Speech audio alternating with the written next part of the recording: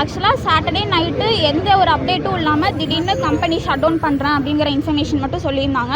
எதுக்காக என்னன்னு எந்த நியூஸுமே சொல்லலை. 7 years 6 years இந்த கம்பெனிக்காக நிறைய ஒர்க் பண்ணியிருக்காங்க, ஹார்ட் ஒர்க் போட்டிருக்காங்க.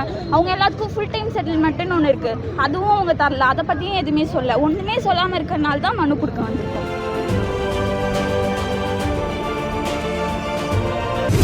கோவையின் ஆர்எஸ்புரம் மற்றும் சுங்கம் பகுதியில் செயல்பட்டு வந்த போக்கஸ் சிஸ்டமேட்டிக் பிரைவேட் லிமிடெட் என்ற ஐடி நிறுவனம் முன்னறிவிப்பு இன்றி திடீரென மூடப்பட்டதால் 200க்கும் மேற்பட்ட ஊழியர்கள் கோவை மாவட்ட ஆட்சியர் அலுவலகத்தில் ஜனவரி 27ஆம் தேதி கடும் போராட்டத்தில் ஈடுபட்டனர். அமெரிக்க மாணவர்களுக்கு ஆன்லைன் வகுப்புகள் நடத்துவதே இந்நிறுவனத்தின் முக்கிய பணியாக இருந்தது. நிறுவனம் ஊழியர்களுக்கு மூடப்படுவதாக மின்னஞ்சல் மூலம் தகவல் தெரிவித்துள்ளது. இதற்கான காரணம் பற்றி எந்தவித விளக்கமும் அளிக்கப்படவில்லை. ஊழியர்கள் கூறுகையில் கடந்த 3 மாதங்களாக பணி பதிவேடுகள் இல்லை என்ற போதும் ஊதியம் வழங்கப்பட்டது. ஆனால் இந்த மாத ஊதியம் முழுமையாக நிறுத்தப்பட்டுள்ளது என்று குற்றம் சாட்டினர். மேலும் 12 ஆண்டுகளுக்கு மேலாக பணியாற்றிய ஊழியர்களுக்கு இழப்பீடு, பணி நிறைவு நன்மைகள் அல்லது தொழிலாளர் உரிமைகள் எதுவும் வழங்கப்படவில்லை என்பது கோரப்பட்டது. எங்கள் வாழ்வாதாரம் அழிக்கப்பட்டுள்ளது, உரிய நடவடிக்கை எடுக்கவும் என்று ஆட்சியர் அலுவலகத்தில் குரல் எழுப்பி கோஷமிட்ட பணியாளர்கள் ஆட்சியர் உடனடி தலையீடு கோரி மனு வழங்கினர். போராட்டத்தில் கலந்து கொண்ட ஊழியர் ஒருவர் கூறுகையில், சௌமியா, நான் கோயம்புத்தூர்ல இருக்க போக்கஸ் சிஸ்டமேட்டிக்ஸ் கம்பெனியில் ஒர்க் பண்ணுறேன். 2 பிரான்ச் இருக்குது, ஆர்எஸ்புரம் பிரான்ச், சுங்கம் பிரான்ச் 2 பிரான்ச் இருக்குது. நான் டியூட்டராக ஒர்க் பண்ணிருக்கேன்.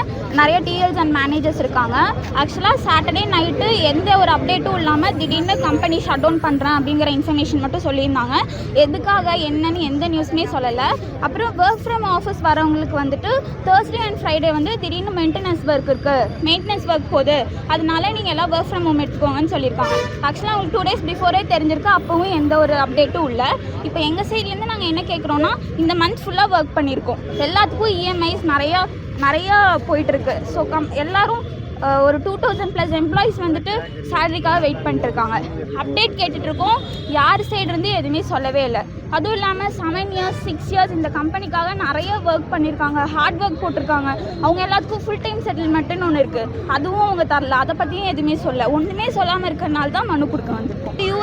யூஎஸ் பிரான்ச்சோட கம்பெனி தான், பட் இங்கே எல்லாமே டைப் இருக்குது. ஃபோக்கஸ் பெங்களூரில் இருக்குது, கோயம்புத்தூரில் ஆர்எஸ்புரம் அண்ட் சுங்கம்ல பிரான்ச் இருக்குது. ஃப்ரெஷர்ஸுக்கு வந்துட்டு 18K கொடுத்துட்டு இருந்தாங்க. ஒருத்தரோட ஹைராக்கி பொறுத்து எல்லாத்துக்குமே மாற்றி ஒருத்தங்களுக்கு ஒரு சேலரி இருக்குது. அப்புறம் எக்ஸ்பீரியன்ஸ் பேஸ் பண்ணியும் இருக்குது.